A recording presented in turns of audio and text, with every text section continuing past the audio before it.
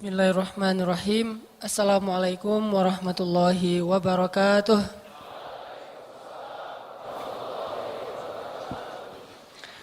Alhamdulillahirabbil alamin. Alhamdulillahi wa kafa wassalatu wassalamu ala Rasulillahil Mustafa wa ala alihi wa sahbihi ahli sidqi wal wafa. Alhamdulillah, puji syukur kepada Allah Subhanahu wa taala. Teman-teman sekalian, pertama-tama saya ucapin jazakumullahu khairal jaza. Terima kasih banyak. Semoga Allah Subhanahu wa taala memberikan balasan kebaikan dalam setiap langkah yang teman-teman sumbangkan untuk menuju ke rumah Allah dan menghadiri majelis ilmu karena Allah Subhanahu wa taala. Ketika teman-teman datang ke majelis ilmu, satu kali kita melangkah ke majelis ilmu, maka Allah Subhanahu wa taala minimal akan mendekatkan kita 10 langkah ke surga.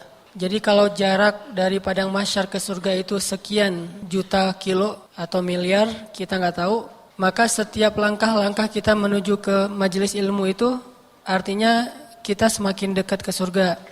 Sehingga nggak cukup kita datang ke majelis ilmu itu sekali. Dan dalam Islam, semua amal soleh kita itu akan Allah balas minimal 10 kali lipat. Tapi itu jarang, biasanya Allah ngasih balasan itu ratusan sampai ribuan kali lipat. Kenapa Allah balasnya berkali lipat? Karena akhirat itu gak akan kebeli dengan amal soleh kita yang hidup cuma 60 tahun. Gak akan kebeli surga.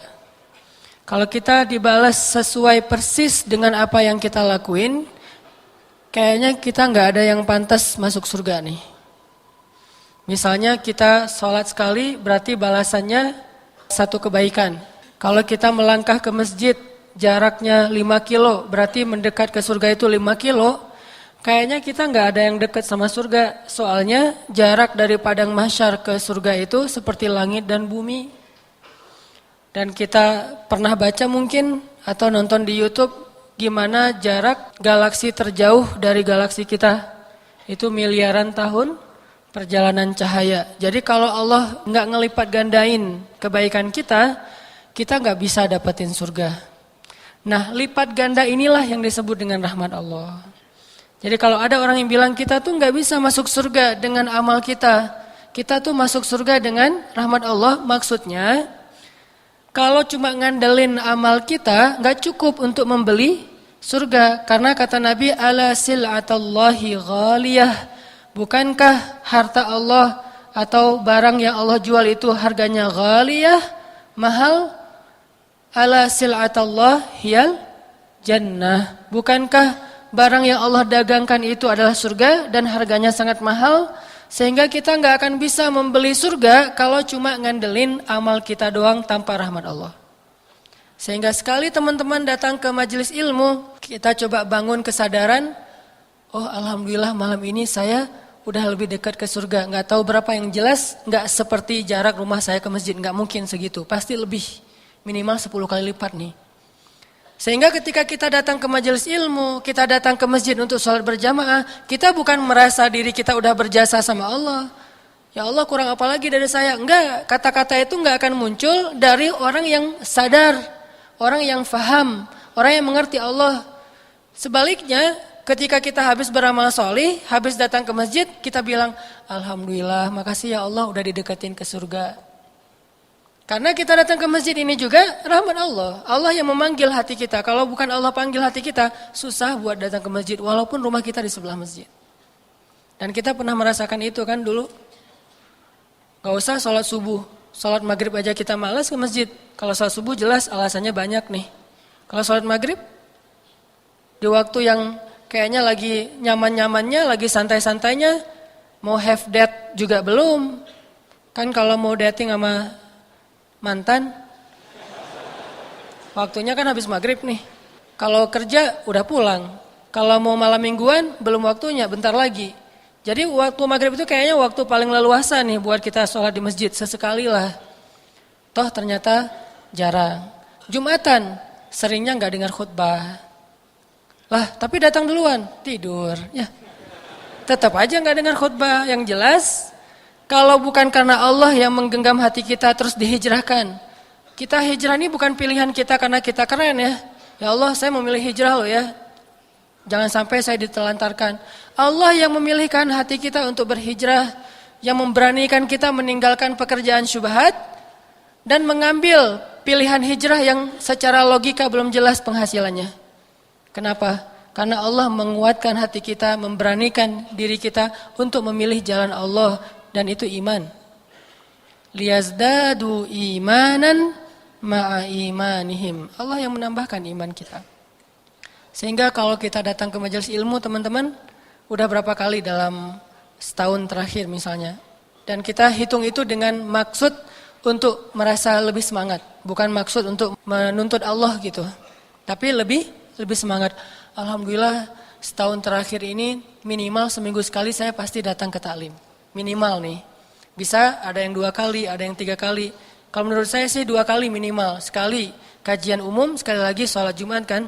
Khutbah Jumat minimal 2 kali nih dalam seminggu. Alhamdulillah seminggu udah 2 kali ke majelis ilmu. Jarak rumah kita berapa? 5 kilo? Sebutlah yang gampang dihitung 10 kilo. Pulang balik 20 kilo. Kali setahun. Berarti dikali 10 minimal. Atau kali 1000 deh. Kok 1000 emang Allah mau ngasih? Jangan suudzon sama Allah. Kalau perlu kali aja tanpa batas. Sehingga kita berprasangka baik. Alhamdulillah berarti sekarang jarak saya ke surga makin dekat nih. Minggu ini makin dekat, minggu depan makin dekat, minggu yang akan datang lagi makin dekat, tahun depan makin dekat. Setiap tahun makin Allah tambahin usia, berarti makin diberikan kesempatan untuk lebih dekat ke surga. Dan kita nggak tahu berapa jarak yang nanti insya Allah dengan majelis ilmu kita bisa menempuh ke surga. Kayak hadis Nabi kan, siapa yang menempuh jalan ke majelis-majelis ilmu, Allah mudahin jalan menuju ke surga. Setelah kita wafat, lalu dihitung amal soleh kita dengan datang ke majelis ilmu, ternyata jarak ke surga itu baru setengah. Setengahnya lagi apa?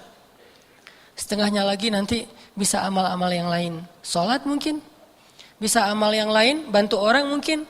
Di antara hadisnya, siapa yang meringankan beban saudaranya di dunia, Allah ringankan beban dia di akhirat. Loh, berapa beban yang kita ringankan? Dikali dengan rahmat Allah. Setelah dikali dengan rahmat Allah, dibandingkan dengan beban di akhirat. Beban di akhirat kan luar biasa. Beban hidup di dunia aja udah luar biasa kan ya? Kerasa gak sih beban hidup? Terutama kalau lagi sendiri. Itu terbeban banget loh. Dan saya ngerasain kayak gitu. Pas lagi sendiri dulu tuh beban hidupnya kayaknya, duh hidup kok gini ya, mending gak usah hidup deh. Tapi pas sudah berdua, duh kok hidup dari dulu gak kayak gini ya. Ini bukan pengen memanas-manasi, tapi emang saya dulu ngerasa rugi saya nikahnya umur 22 tahun. Ada yang lebih? 22 tahun tuh rugi loh. Tahu gitu saya 17 tahun juga udah nikah. Kalau bisa sih 12 tahun lulus SD nikah. Cuman kan gak legal ya. Gak boleh, minimal 17 lah. Artinya tanya deh ke teman-teman yang beberapa hari kemarin nikah nih. Coba tanya sama dia, enakan mana sendiri sama berdua? Pasti enakan bertiga. Kalau udah punya anak maksudnya. Allah zat yang gak suka perhitungan. Kalau Allah berhitung di dalam Al-Quran, itu bahasa motivasi, bukan bahasa saklek kayak gitu. Misalnya Allah bilang sedekah kita tuh kayak benih, terus jadi 700 kali lipat. Itu perumpamaan gimana pahalanya tumbuh. Tapi tetap akhir dari ayat itu bighairi hisab, enggak dibatasi nama Allah karena Allah enggak perhitungan. Kalau Allah bilang sekian, pasti lebih dari itu kalau urusan kebaikan. Dan Allah ngasih banyak banget nih bonus-bonus sepanjang perjalanan yang kita tempuh itu. Dari mulai rumah sampai ke masjid, masjid sampai ke rumah. Itu bonusnya banyak banget. Bisa bonusnya diambil dari kesulitan perjalanan kita. Karena ada kaidah al-jaza ala qadril masyaqqah.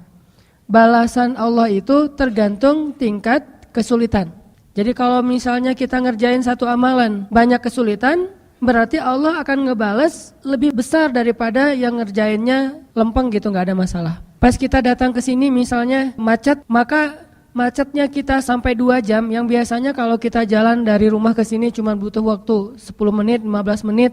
subuh misalnya ya. Atau kalau normalnya mah 40 menit, ini jadi 2 jam karena banyak lampu merah yang kita lewatin sehingga macet nih.